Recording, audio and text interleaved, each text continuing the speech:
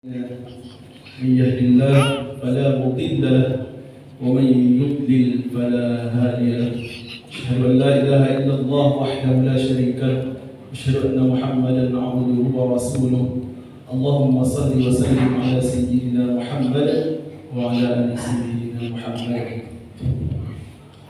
Syukur alhamdulillah kita kembali ucapkan kehadirat Allah Subhanahu wa taala karena kita diciptakan manusia yang sangat istimewa, manusia yang sangat ideal, sehingga diceritakan dalam sebuah kitab ada seorang suami mengatakan kepada istrinya, wahai istriku, apabila esok hari kamu tidak berhias seperti bulan purnama, indahnya bulan purnama, maka jatuh tolakmu tolak satu. Esok harinya istrinya tak berhias sama sekali, tak pakai makeup, tak pakai pedang. Apakah jatuh tolaknya? Apa kata ulama? Tidak jatuh tolaknya. Kenapa? Kami ciptakan manusia itu sebagus-bagus ciptaan. Walaqad khalaqnal insana fi ahsani taqwim. Tak berhias pun manusia sudah lebih indah daripada bulan purnama. Makanya kita bersyukur kepada Allah Subhanahu wa taala. Kemudian salawat dan salam kepada baginda Nabi besar Muhammad Rasulullah sallallahu alaihi wasallam yang berlafazkan Allahumma shalli wa sallim ala sayyidina Muhammad wa ala ali sayyidina Muhammad. Yang kami hormati dan kami muliakan bapak-bapak dan ibu-ibu sekalian yang insyaallah mendapat ridhonya Allah Subhanahu wa taala, mendapat mahabbah dari Rasulullah sallallahu alaihi wasallam. Amin amin ya rabbal alamin. Allah Subhanahu wa taala berfirman di dalam Al-Qur'an di surah Al-Kahf. Apa kata Allah Subhanahu wa taala?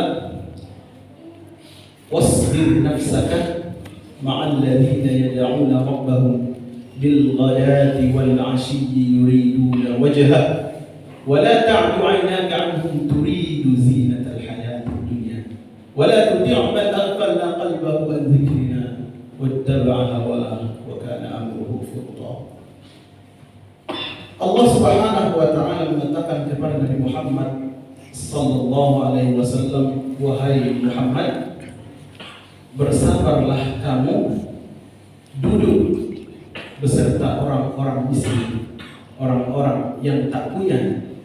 Dan jangan palingkan matamu dari mereka karena engkau turidu zinatal hayatid dunya, karena engkau berharap perhiasan dunia. Itu kata Allah Subhanahu wa taala kepada Muhammad sallallahu alaihi wasallam. Sabar duduk bersama orang-orang miskin, sabar duduk bersama orang-orang yang tak punya.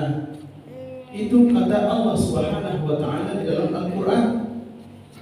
Kadang ada seorang anak yang sudah sukses di perantauan orang, kawannya pebisnis, kawannya semua orang kaya, mau datang ke rumah dia bertamu. Ibu dia ada di rumah, ibu dia kan dari kampung, rambutnya kusut, mukanya kusut. Terus dia katakan kepada ibunya, Bu, nanti kalau datang tamu saya, ibu jangan ke ruang tamunya. Ada yang seperti itu. Dia malu ibunya dilihat oleh kawan-kawannya, karena kawan-kawannya orang-orang hebat, orang-orang kaya. Dia malu padahal ibunya yang telah berjuang melahirkannya antara hidup dan mati. Tapi setelah dia sukses, apa? Dia malu.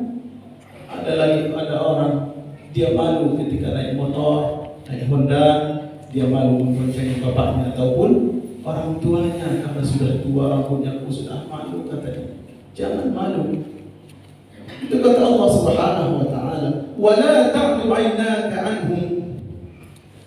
Wala ta'du 'ainaka 'anhum, dan jangan palingkan matamu ataupun wajahmu, kata Allah Subhanahu wa taala, dari orang-orang miskin, orang-orang yang tak punya, karena engkau ingin perhiasan dunia. Wala tuti' man aghfalna qalbahu an dzikrina, dan jangan engkau taat kepada orang-orang yang hatinya lalai mengingat Allah Subhanahu wa taala. Kejadian seperti ini sering kami melihat, mudah-mudahan di pasar Dayak mudah-mudahan tidak ada. Ada orang yang membuat pesta, tapi yang diundang semuanya. Tapi yang jadi masalah, ada undangan yang VIP, yang orang-orang undang istimewa di sana tempatnya, makanannya di sana. Ada orang lagi yang orang-orang tak punya, orang-orang miskin, makanannya di sana. Ada yang seperti itu. Padahal sama-sama undangan. Kenapa dibedakan? Datanglah anak kecil si ibu yang umurnya 4 tahun, 5 tahun. Ma, bunda, kita makan di sana aja. Makan di sana. Di sana ada ayam goreng, ada sopnya, ada ayam bumbunya, ada rujaknya, ada cuci mulutnya, semua lengkap di sana. Jadi orang tua si anak ini yang tak punya ini minggir. Akhirnya dia bisikkan ke anaknya, "Nah, di sana bukan tempat kita. Di sana tuh undangan-undangan orang yang istimewa. Di sana tuh undangan orang-orang yang VIP, undangan orang-orang hebat. Kita di sana." Adanya sibuk menunjuk ke tempat yang satu. Dia bawa anaknya, pas di tempat yang satu lagi yang khusus untuk orang-orang yang kurang mampu. Apa? Lauknya cuma sedikit, dagingnya cuma sedikit. Akhirnya si anak itu nangis, ayah, bunda, ma, kita di sana aja. Di sana pengen saya makan ayam goreng, di sana saya pengen makan sop, katanya. Akhirnya menetes air mata si ibu, menetes, apa sakit hatinya. Ya Allah, kenapa dalam hatinya? Ya Allah, kenapa kok sama-sama undangan? Kenapa kami dibilang-bilangkan, ya Allah? Kita mudah-mudahan enggak tega seperti itu. Udah samakan saja semuanya, samakan. Enggak usah dibeda-bedakan antara yang punya dan yang tak punya, tak usah. Kita sama-sama hamba Allah Subhanahu wa taala. Makanya Allah Subhanahu wa taala mengingatkan, "Wasbir nafsak," sabarkan dirimu wahai Muhammad bersama orang-orang miskin, orang-orang tak punya. Jangan berpaling wajahmu kepada orang kaya, orang dermawan. Terus engkau mencuekkan orang-orang yang tak punya. Asbabun nuzul ayat ini apa? Dulu orang-orang kafir Quraisy itu datang kepada Rasulullah SAW. Mereka itu orang-orang kaya, orang-orang hebat. Di antaranya pimpinan mereka itu Uyainah bin Husnin namanya. Terus mereka datang, ada 70 orang. Saat itu belum ada kendaraan mewah, tapi kuda-kuda perkasa, kuda-kuda mahal harganya. Mereka datang, lalu mereka berkata kepada Rasulullah SAW, "Ya Rasulullah, utrudhum an majlisika hatta najlis ma'aka, innahum qaumul ardhalun." Ya Rasulullah, usir orang-orang miskin. Ya Rasulullah, usir orang-orang yang tak punya, supaya kami duduk bersama engkau ya Rasulullah, supaya kami mau satu majelis dengan engkau ya Rasulullah. Coba perhatikan alangkah sombongnya orang-orang kafir Quraisy. Padahal orang-orang yang miskin yang disebutkan, mereka itu adalah sahabat Rasulullah Sallallahu Alaihi Wasallam. Tapi karena mereka tak punya, akhirnya orang-orang kafir itu mengatakan, "Li'annahum qaumul ardhalun," mereka itu orang-orang gembel. Usir saja mereka supaya kami sudi untuk duduk bersama engkau ya Rasulullah. Ya Allah, kadang memang orang-orang yang tak punya, orang-orang miskin, maaf, dia beli parfum saja tak kepikiran lagi. Untuk makanan dia saja sudah berat. Makanya mereka orang-orang kafir Quraisy itu menyuruh Rasulullah SAW mengusir sahabat-sahabatnya. Lalu apa jawabannya? Saat itu turun Jibril alaihissalam. Apa kata Jibril? ولا تطرد الذين يدعون ربهم بالغداة والعشي يريدون وجهه. Wahai Muhammad, jangan usir mereka, jangan usir orang-orang yang tak punya, orang-orang miskin, orang-orang gembel, orang-orang hina. Walaupun mereka miskin, walaupun mereka hina, yad'una rabbahum bil ghadati wal 'ashi. Mereka berdoa menyembah Allah pagi hari dan di petang hari. Mereka ingin ridha Allah Subhanahu wa taala. Jangan kata Jibril alaihissalam kepada Nabi Muhammad Rasulullah sallallahu alaihi wasallam. Bapak-bapak, ibu-ibu yang kami hormati, jadi setelah Nabi Muhammad sallallahu alaihi wasallam tidak mengabulkan permintaan orang-orang kafir tadi, kemudian mereka mengatakan lagi, ya Rasulullah, engkau tak mau mengusir mereka. Bagaimana kalau faj'al lana majlisan wahidan yawman la yawmun lana wa lahumul yawm. Bagaimana ya Rasulullah kalau dibuat dua majelis, hari ini untuk kami, besok untuk orang-orang yang miskin, orang-orang yang tak punya. Itu kata orang kafir. Apa kata Rasulullah sallallahu alaihi wasallam? La af'al. Saya tidak mau, kata Rasulullah sallallahu alaihi wasallam. Mereka masih pengen mengusulkan. Apa kata mereka setelah itu? Rasulullah sudah tidak mau mengusir orang-orang kafir, orang-orang miskin, sahabat-sahabatnya, dan tidak mau menjadikan dua majelis, satu majelis untuk orang kaya, besok untuk orang miskin. Rasulullah tidak mau. Lalu permintaan mereka yang ketiga, faj'al majlisa wahidan wa aqbala alaina biwajhik wa walla dhahraka ilaihim. Ya Rasulullah, engkau tak mau mengusir mereka.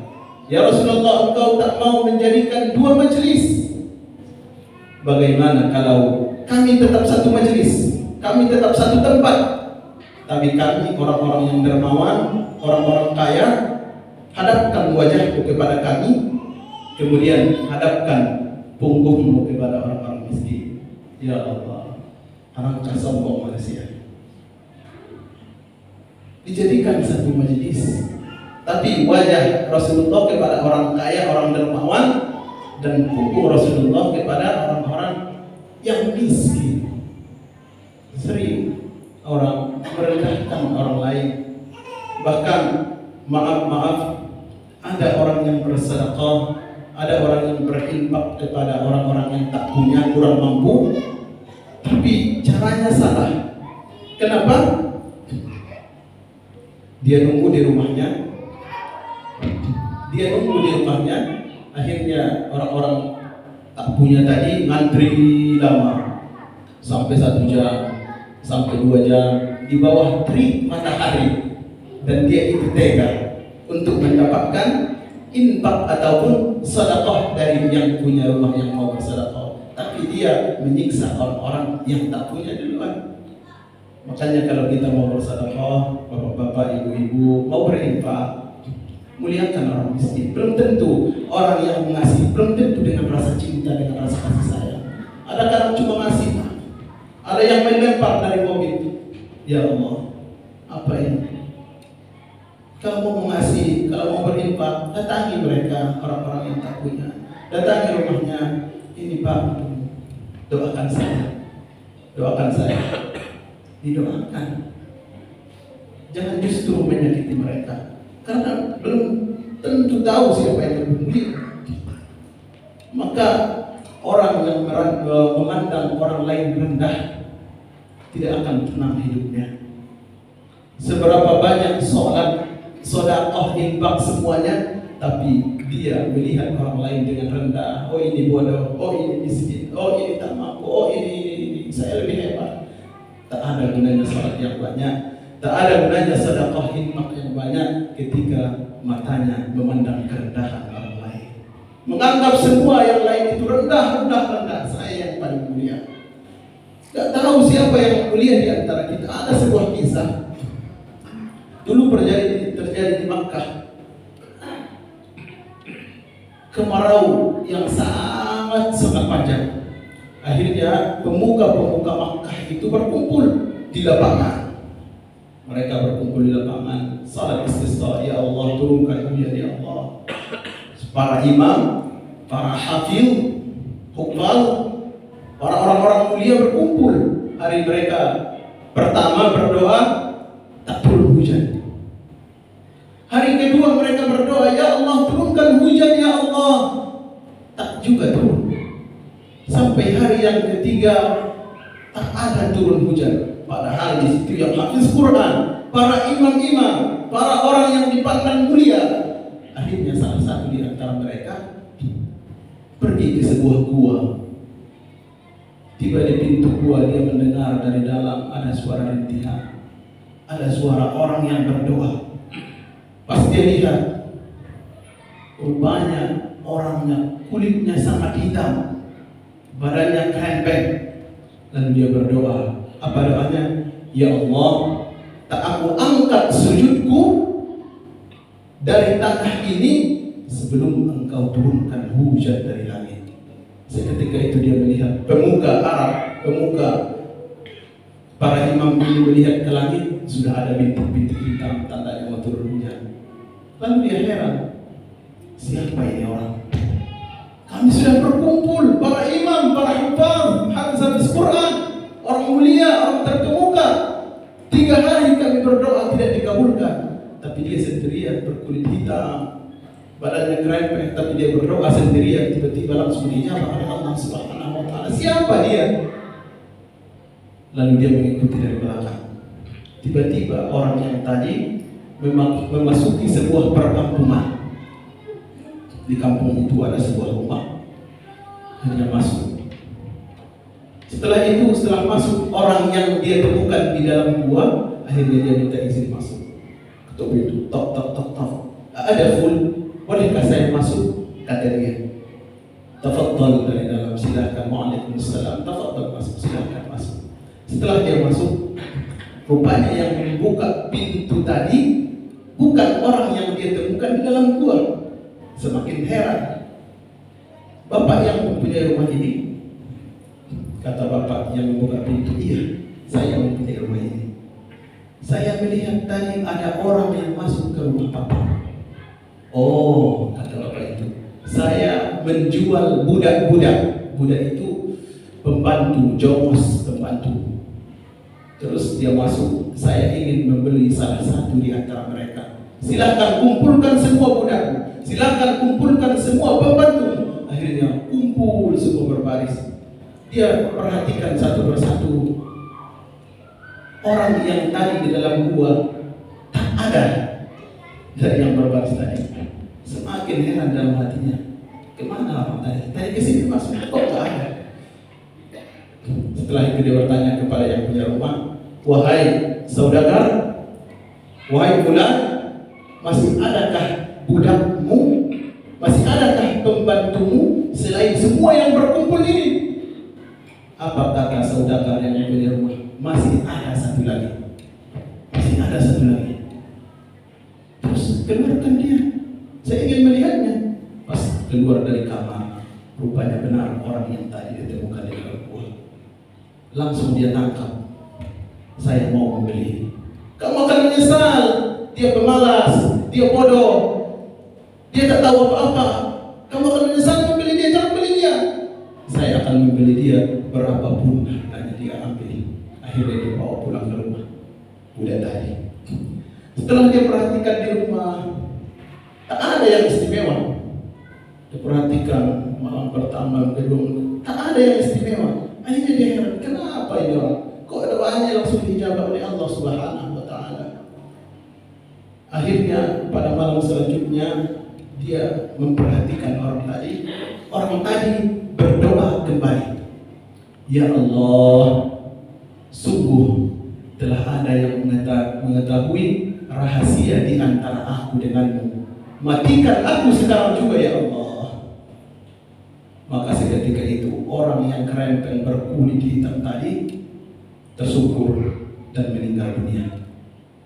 Semakin heran, pertanyaan, beribu pertanyaan di dalam hati. Kenapa ini orang setiap dia berdoa kok dikabulkan? Siapa dia? Setelah beberapa kemudian di malam hari dia bermimpi. Dia bermimpi orang yang tadi dirangkul oleh Rasulullah sallallahu alaihi wasallam. Ya Rasulullah, siapa yang kau rangkul? Siapa dia? Wa habibi wa habibur rahman. Dia adalah kekasihku dan kekasih Allah Subhanahu wa taala. Coba kita bayangkan, orang yang hina dipandang manusia, seorang pembantu berkulit hitam, badannya kerempet, dibilang bodoh, rupanya dia kekasih Allah Subhanahu wa taala. Makanya jangan kita rendahkan siapapun dia. Bahkan di dalam kitab tasawuf dijelaskan, orang penzina, orang pemabuk, orang pendosa sekalipun tak boleh kita memandang rendah mereka. Sekali mereka bertaubat, mereka bersih tanpa noda. Kadang kita sering menghina masa lalu orang. Oh dulu ini pencuri, oh dulu ini jelek, oh ini tukang maksiat dulu. Tapi dia sudah bertaubat. Sementara hati kita kotori untuk apa? Untuk menghina dia, untuk menghina masa lalu dia. Padahal dia sudah taubat. Bapak-bapak, ibu-ibu yang kami hormati, makanya salah satu kenapa keberkahan hidup itu hilang, karena kita memandang orang lain itu rendah. Sekalipun dia berbeda dengan kita, jangan kita hinakan. Mereka berbeda dengan kita dakwahi. Jangan kita hina, jangan kita caci maki. Rasulullah SAW tidak mengajarkan demikian. Dakwahi mereka dengan santun, tunjukkan akhlak yang dicontohkan oleh Rasulullah SAW. Alangkah banyaknya orang yang akhirnya berubah, bertaubat karena apa? Bukan karena kata-kata yang dirangkai dengan indah sedemikian rupa, tapi karena kita lihatkan akhlak Rasulullah, kelembutan. Orang yang menghina kita, kita maafkan. Orang yang mencaci kita, merendahkan kita beri maaf. Makanya yauma la yanfa'u malun wala banun illa man atallaha biqalbin salim. Di hari yang tidak bermanfaat harta, anak, yang bermanfaat itu hati yang salim. Apa di sini hati yang salim? Hati yang sejahtera, artinya hatinya jauh dari kata benci, jauh dari hasad, jauh dari sifat-sifat yang tercela. Itulah orang yang akan masuk ke dalam surganya Allah Subhanahu wa taala. Dan keberkahan hidup pertama sebabnya tadi, kenapa hilang keberkahan hidup? Karena kita memandang rendah orang lain. Yang kedua, karena kita berlebih-lebihan di dalam harta. Ada yang mempunyai mobil tak cukup satu, ada dua, ada tiga. Padahal itu tak dipakai, cuma dipanasin aja. Pajaknya ada, tapi dia kumpul di rumahnya ada tiga, tak dipakai. Coba dia kasih atau uangnya dia sedekahkan kepada fakir miskin. Makanya sering boros ataupun melampaui batas, mobilnya tak dipakai, tapi tetap dibeli cuma sekadar pajangan saja. Makanya ini merupakan salah satu hilangnya keberkahan hidup. Ada juga kasur, misalnya para ibu-ibu diberikan kasur mewah, tapi tetap digulung tak dipakai-pakai, cuma sekadar perhiasan. Kalau tak dipakai, tak usah dibeli. Kita cukup hidup sederhana. Karena kalau misalnya datang cucunya atau datang anaknya, kemudian pipis di atas kasur itu, oh marahnya luar biasa, kesalnya luar biasa. Kesannya luar biasa. Kadang mobil juga seperti itu, ada kuncinya. Kuncinya taruh di rumah ada lemari, taruh di lemari ada lacinya, taruh di laci, dikunci lagi lacinya. Ketika apa? Senggolan sama mobil orang lain, oh dalam hati kesalnya. Dalam hati kesal sekali. Karena hidup berlebih-lebihan. Coba hidup sederhana. Sebuah mobil-mobil yang berjalan, itu mobil saya. Kalau menyenggol mobil lain, silakan, enggak apa-apa. Makanya berlebih-lebihan dalam sesuatu Itu akhirnya mengurangi keberkahan hidup. Kemudian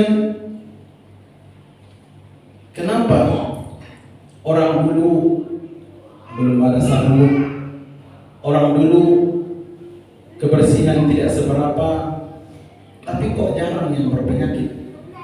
Justru sekarang piringnya bisa dicuci bagus, bersih sekali sampai 3 kali. Rumahnya bersih, tapi kok masih kena penyakit. Kalau dulu orang tua bercerita, kalau misalnya bakwan itu jatuh atau gorengan itu jatuh ke tanah, ambil aja, belum 3 menit katanya kan, dimakan, enggak ada penyakit. Bahkan dulu nasi itu sudah setengah mau basi, itu masih dimakan, kok gak berpenyakit. Tiba-tiba sekarang nasinya mahal, hangat, terus piringnya bersih, kok masih ada penyakit? Itu pertanyaan yang menjadi jawabannya adalah hilangnya keberkahan di dalam hidup. Mungkin cukup demikian yang dapat kami sampaikan. Semoga bermanfaat untuk kami dan untuk bapak ibu-ibu sekalian. Kepada Allah kami minta ampun, kepada bapak ibu-ibu kami mohon maaf. Akhirul kalam, ihdinas siratal mustaqim, siratal ladzina an'amta 'alaihim ghairil maghdubi 'alaihim waladdallin. Amin. Assalamualaikum warahmatullahi wabarakatuh.